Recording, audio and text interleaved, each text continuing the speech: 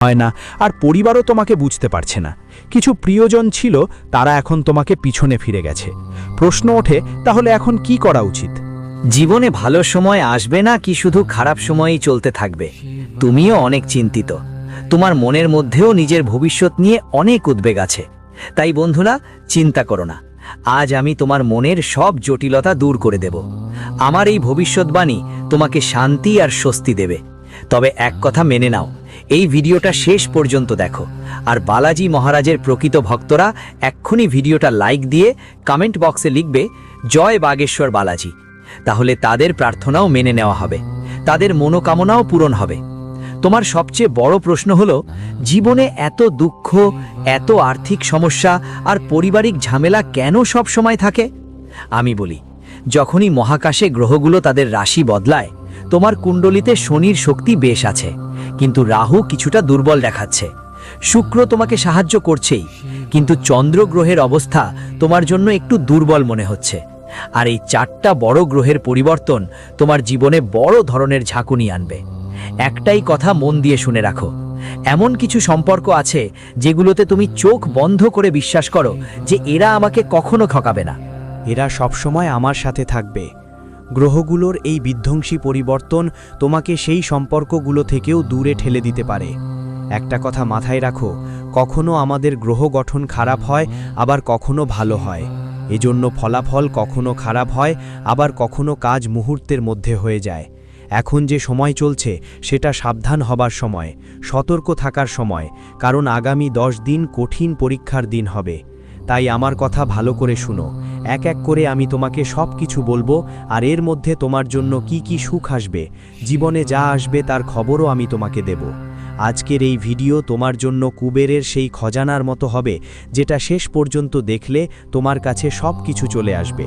কিন্তু সবচেয়ে বড় বোকা হবে সে যে এই ভিডিওটা অর্ধেক দেখেই ছেড়ে দেবে, কারণ তোমাকে পুরো জ্ঞান নিতে হবে, কারণ জীবন অর্ধেক বদলানো নয়, পুরোপুরি বদলাতে হবে। আগামী 10 দিনের মধ্যে তোমার পেছনে একটা বড় ষড়যন্ত্র হতে চলেছে। যেখানে তুমি কাজ করো সেখানে তোমার পরিশ্রমকে নিজের বলে ছিনিয়ে নিতে পারে, তোমার সাথে বিশ্বাসঘাতকতা হতে পারে। গুরুজি বলছেন, মনে করো আর এতনও খেয়াল রেখো যে তোমার সরলতা তোমার জন্য ঝামেলা না তৈরি করে। কখনো কখনো সবাইকে নিজের মতো ভাবো, সবাইকে বিশ্বাস করো, সবাইকে এগিয়ে যাওয়ার পরামর্শ দাও, কিন্তু মানুষ কি করে, তারা তোমাকে পিষে ফেলে এগিয়ে চলে যায়। তুমি তাদের মুখটা দেখতেই থাকো আর তারা তোমাকে ঠকিয়ে দেয়। তো এখন সময় হয়েছে নিজেকে একটু চালাক করার, কারণ তোমার কর্মশক্তিশালী।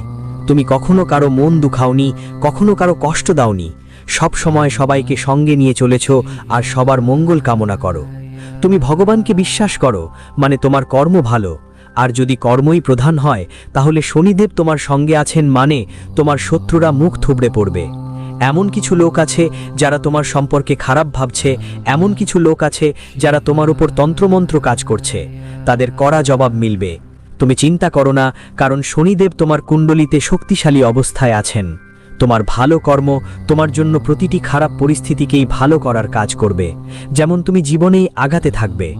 তুমি যতই এগোবে ততই তোমার জীবনে সুখ আসবে, তোমার স্বপ্ন পূরণ হবে।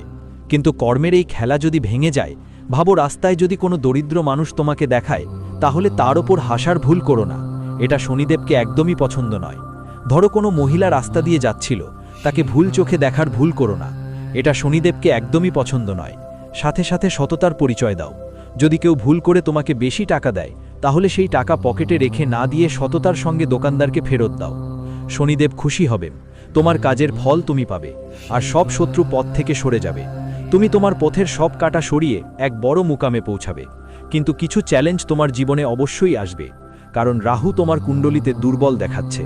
কথা ভালো করে শোনো, অনেক সময় আমাদের কমেন্ট বক্সে এই প্রশ্নটা আসে, গুরুজি, টাকা আমাদের বাড়িতে টিকে না, কোথাও আমাদের কুলদেবী রেগে আছেন, তো আমাদের ওপর পিতৃদোষ আছে কি? এই ভিডিওতেই তোমার অনেক প্রশ্নের উত্তর পাবে। এতদূর তুমি ভিডিওটা দেখেছ, তাই তোমার কাছে একটা কথা বলতে চাই। এমন ভিডিও বানাতে আমাদের অনেক পরিশ্রম লাগে, অনেক জ্ঞান জমাতে হয়, পরে তোমাদের জন্য বিশেষ ভিডিও তৈরি করা হয়।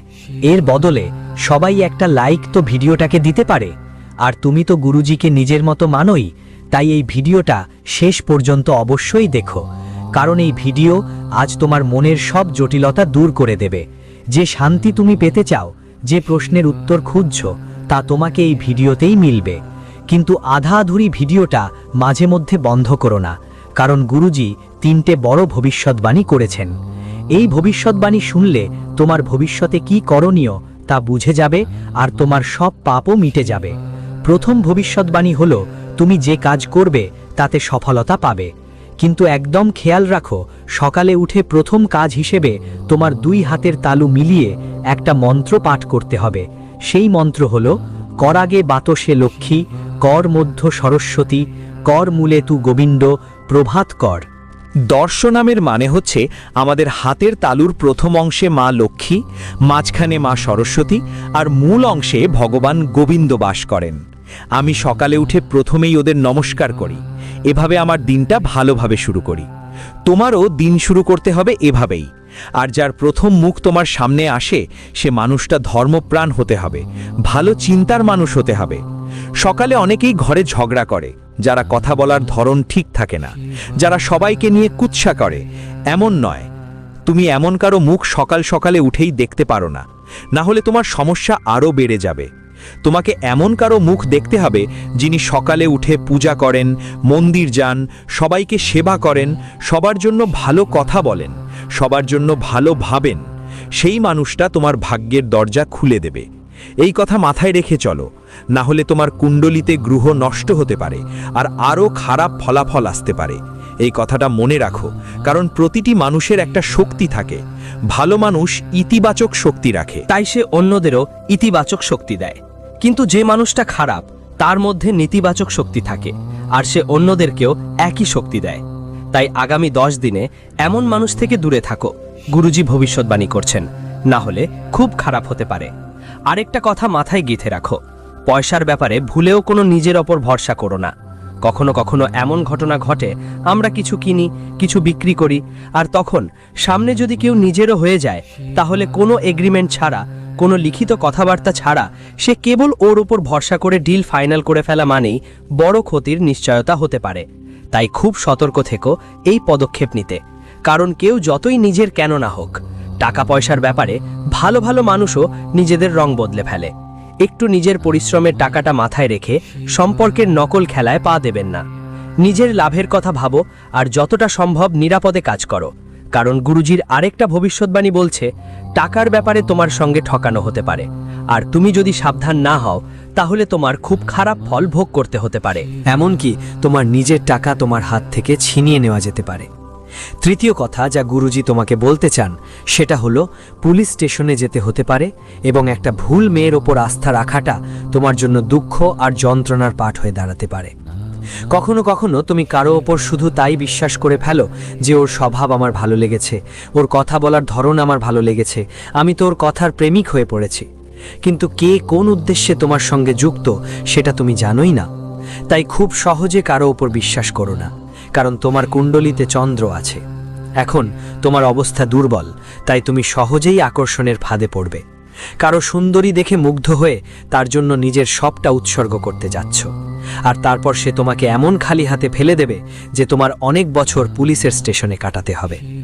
একটু সাবধানে থাকো, অনুভূতিগুলোর ওপর নিয়ন্ত্রণ রাখো, কারণ গুরুজি এখন যা বলবেন তা তোমার জন্য খুবই জরুরি।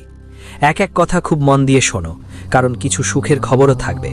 এক এক করে এখন আমি তোমাকে বলবো তোমার জীবনে কি কি সুখ আসছে, আর তুমি বিশ্বাস করবে না, কারণ অনেক বছর ধরে যার জন্য তুমি তাড়াপড়া করছো, এখন সেটা তোমার ঘরে থাকবে, তোমার হাতে থাকবে।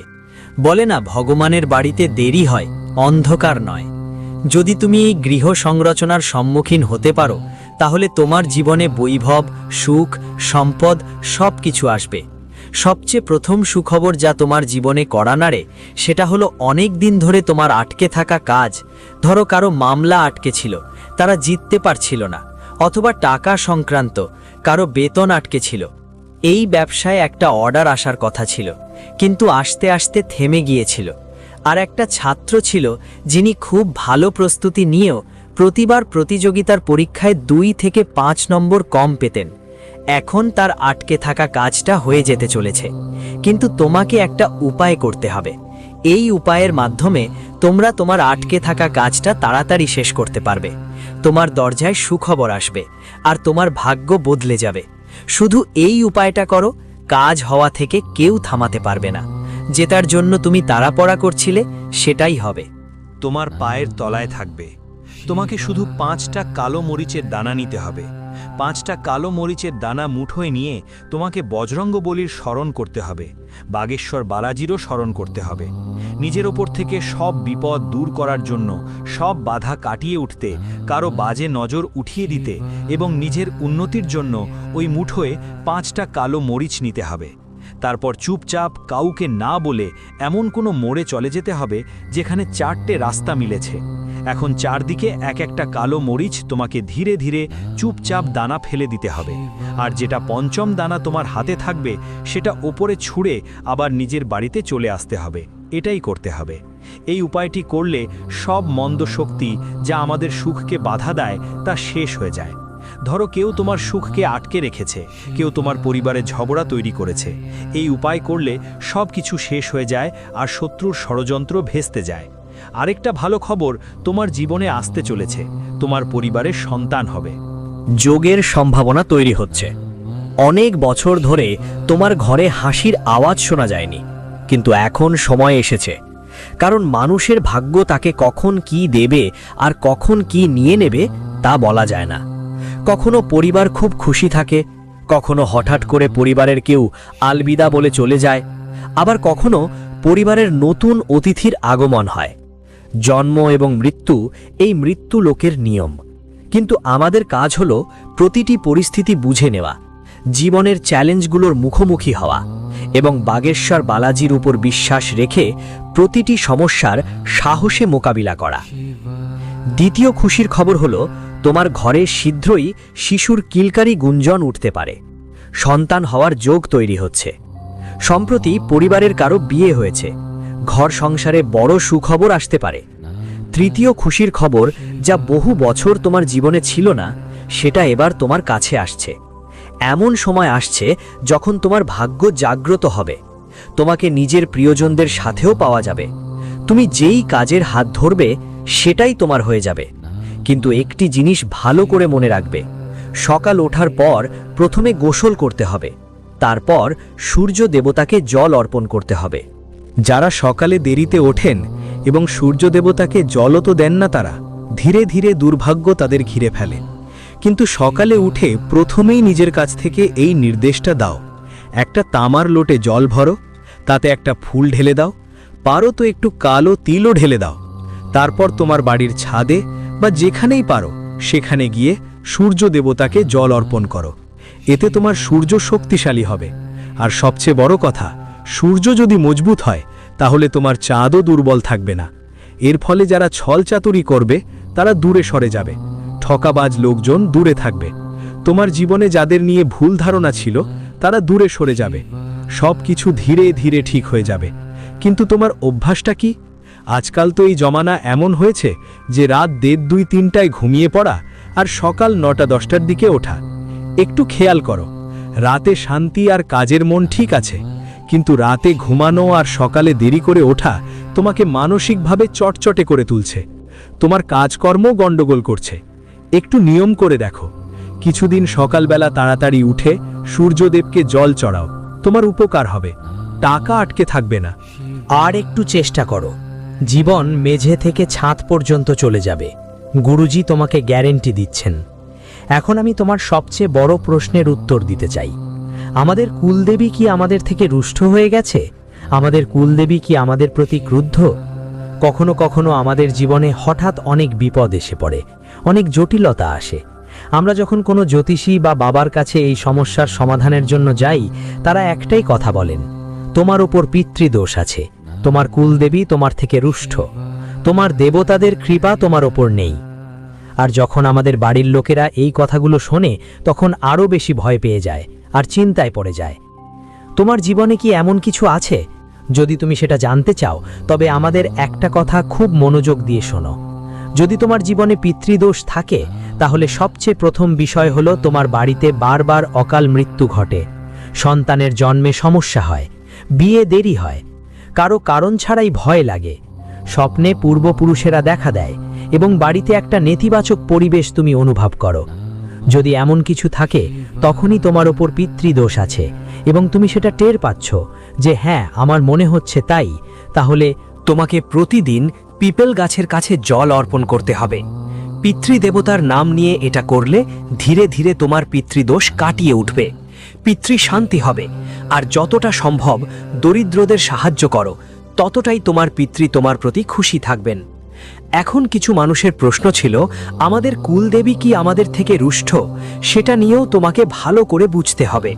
এমন কোনো পরিস্থিতি কি আছে যেটাতে কুলদেবী রুষ্ট হয়ে যায়?